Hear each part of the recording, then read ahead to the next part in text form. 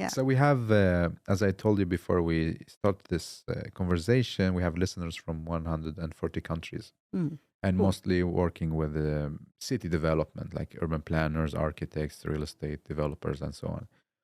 So, what should we stop doing when we develop a city? Now I'm talking just from, this might sound blunt, maybe, or, Mm. naive.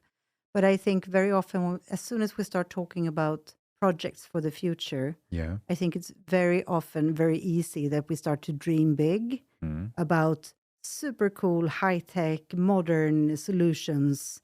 And we very often forget about the majority of humanity who would need decent, pretty basic Mm. uh, Service or services and apartments. Um, and that is not as fancy because I think everything that goes for planning the future, then you get visionaries who dream big yeah, about cool things like new smart technologies and smart house, smart houses street, and cars. but I think what we actually need to do is make room for the big cities where we have a lot of people who will move in. How Mm. will we make sure that we get the basic services in place so we have housing that is decent enough, not cool, not fancy, just reasonable, safe, Mm. and how we get sanitation and water and schooling and health facilities with basic care, not the fancy one. How we get all that to come together to a reasonable price, and how we get anyone to fund that. Mm. Because I think that is always the problem, that the funding will go to the cool solutions Yeah. for the ones who can pay and who want to enjoy the new high-tech solutions.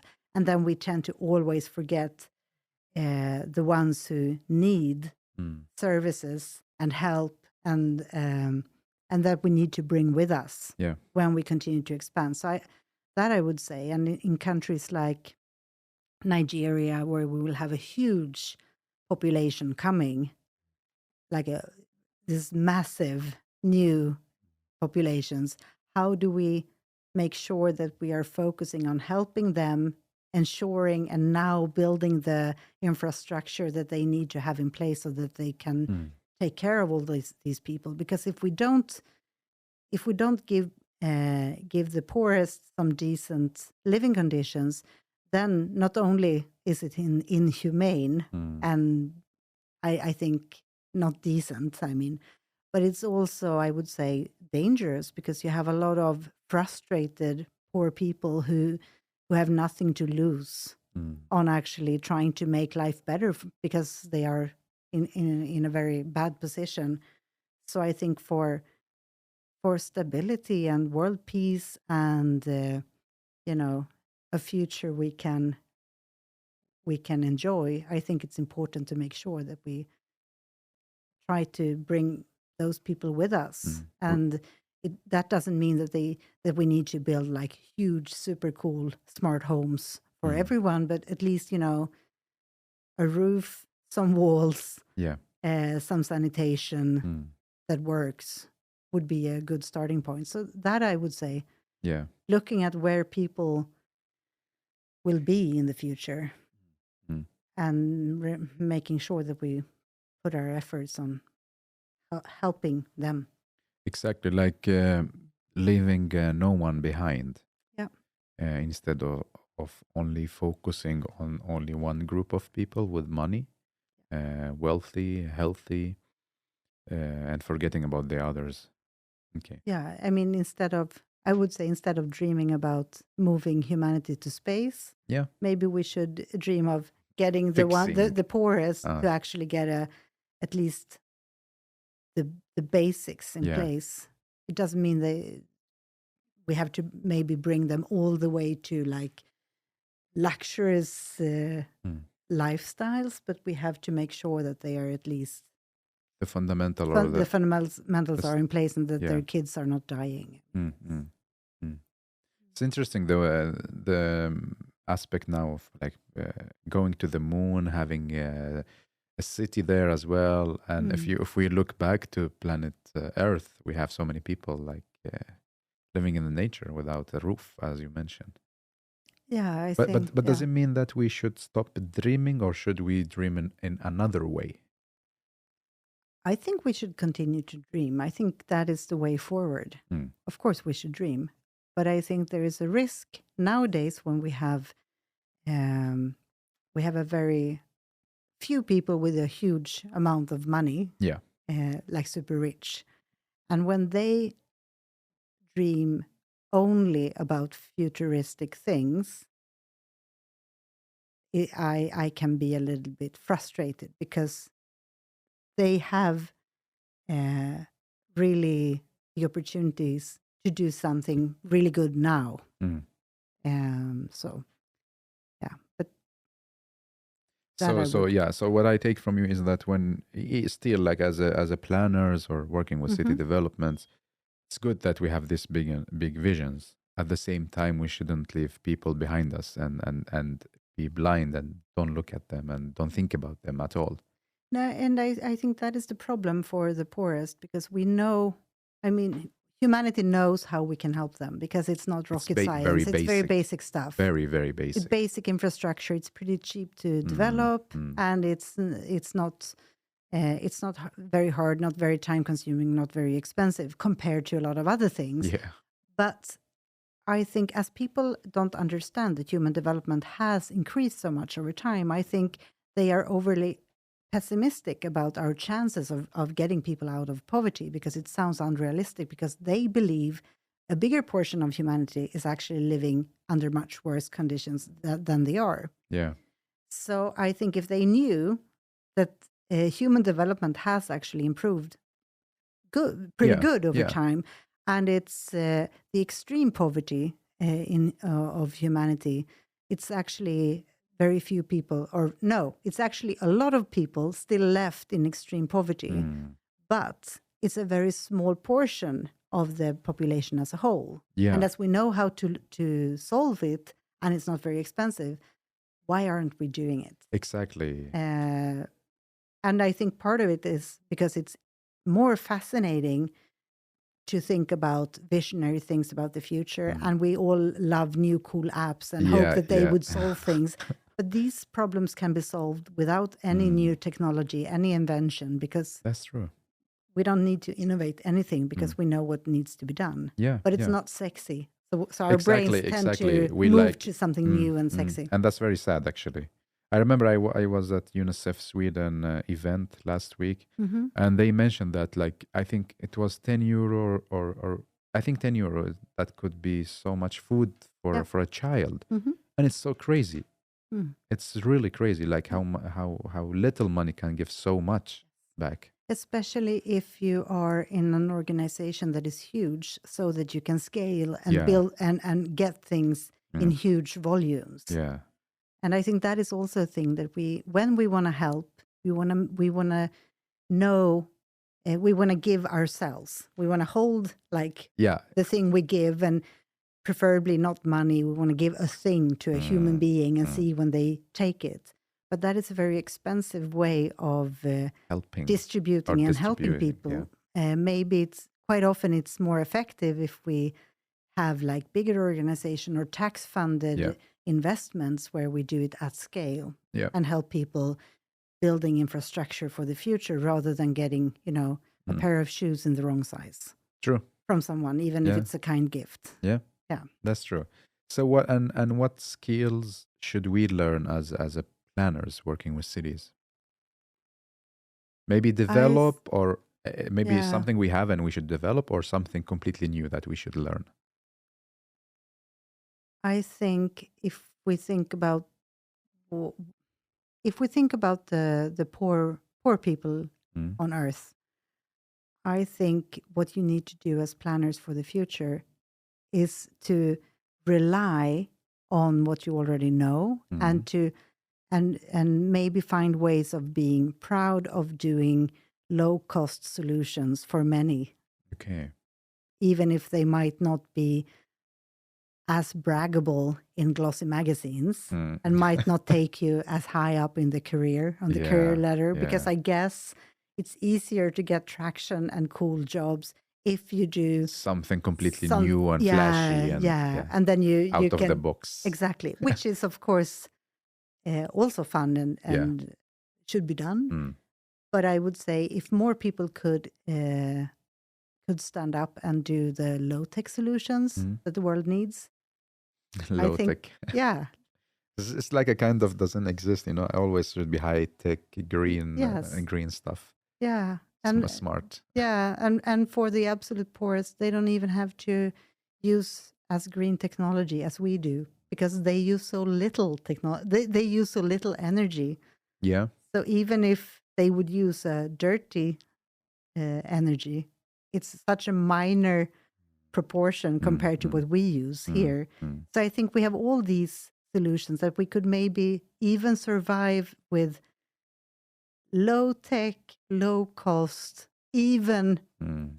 non-fancy, non-modern solutions for the poorest so that they can start working on not having to spend all the time surviving, but Yeah, actually can yeah, start yeah, expanding yeah. and getting a decent Mm, life. mm, And as soon as they do, then we can work on yeah. sort of improving and making it greener and Mm. better. But I think that that's probably the right end to start because it's a forgotten, quite often a forgotten group. That's true. That's true. And how can we get help of Gapminder? What can we do there? Check there. Use a tool. I think what we can do is hopefully give some kind of an overview here and there on the questions you haven't really asked. Mm. Looking at getting the bigger picture, Yeah. either by using our tools to see the context of the country or of the income group or whatever you are working on. That is one thing you can do, or you could actually go and look at the. You can look at the Dollar Street project, where we The have actually pictures. visited households all over the world, and yeah, yeah, yeah. maybe get some inspiration. Because I hear too often that people confuse income standards with culture. Like it's their culture, that's how they want to live. But if you look at the income levels, you can see that it seems like everyone on this income level seem to have the same type of solution for a toilet or cooking, or maybe it's not culture, maybe it's just that they are trying to, economical. that they are doing the best they can with the resources they have. And universally, there are a few standard solutions that you will do. And it's a Okay. standard steps. When you get more money, what will be the next thing you upgrade Yeah. in your home? So maybe maybe getting the overview of what life is like Yeah. might also help. So when you think about doing the non-fancy, low-cost solutions for the poorest, you can see that it's actually pretty simple solutions that are needed. Yeah. Yeah.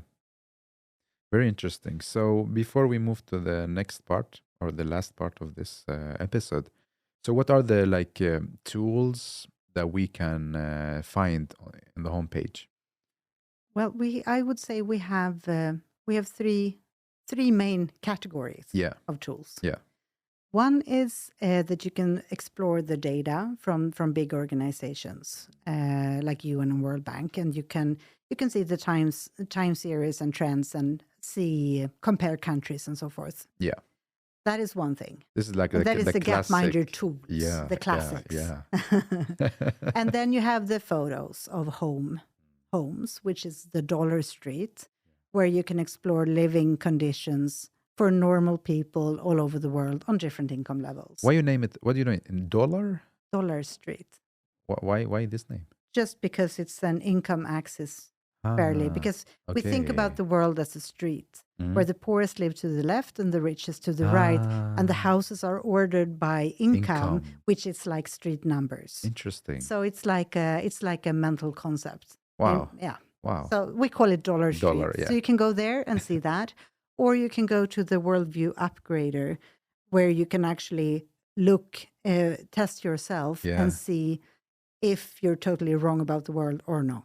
maybe you're not. Yeah. And then you're very unique and then you should celebrate. Right. Or if you're pretty bad, get bad results, Yeah. you shouldn't think that you're stupid and very unusual. That is the common pattern we see. Yeah, And then yeah. you should just, I think, breathe in, breathe out, think I'm Yeah. a classic human, so maybe I need to compensate for this Yeah. somehow when I make decisions Yeah. in life. I love the test. I did all of them. You did? Yeah, I did Wow. all of them. Mhm. But I was not like the smart one. No. I mean, no one is. Yeah. I don't remember, like it was like 80 or something like this. Or no, I'm wrong about like how many people that get same result, like below the monkey or something like this. Do you have a number? Like, no, it was it was like some specific questions. When I answered wrong, Yeah. they told me, oh, you're not alone, because like 80% of people we asked exactly. So I would gave say the same wrong answer. Yeah. So But it is specific question to be clear now. So on every question you have a specific number, right? Yeah, exactly. So I would say that, and we don't publish questions where people are usually right, because we don't think that is people know. It's no real point in that, right? So all of the questions are questions that we think are of importance, and that people are usually getting wrong. So you will find questions where more than 50% get this question wrong. Yeah, we know that. Yeah. So let's see how you're doing. Yeah. And some of them are like questions where people like 85 or 90% are actually usually wrong. Yeah. So yeah, we try to work on with those numbers. But mostly. it's really great tool. I will put the link. You can get certification, and it's very, very good. Yeah, so that is probably what should be mentioned. So you can try the questions, and then when you try them, you will get a score. For like this quiz, you will get maybe 4 out of there might have been 9 questions, and you scored correct on 3 of them. Then you can try yourself a few times and relearn, and finally, hopefully, learn. Then we have the certificate test, which is a time-limited test where you get the same questions as you have been practicing, but you need to answer all of them correct in a row, and you have a time limit on each question. If you answer all of them correct in a row, then you actually get a certificate that you can print and sort of compensate for the bad feeling you got in the beginning, getting bad scores. Yeah, I have 11 certificates from the SDGs. I did all of them. Wow. Of course, I failed in every one of them, but I did wrong, and then I went back, and then I studied this question. Then I did the final quiz, and I got it, and I downloaded it. I put it on my LinkedIn. It's super cool to have it also. Like it's a very beautiful. The layout is amazing. Like you made it so much. You put so much of gamification, so it's even cool to do it. It's not like the super boring questionnaire. I'm glad to hear. No, that. really, you should be. No, I was very surprised because like when it comes to the big questions, it's very boring layout and complicated. It's like the 300 pages of report. Yeah. But here it was like a game. I get stars. I get diploma.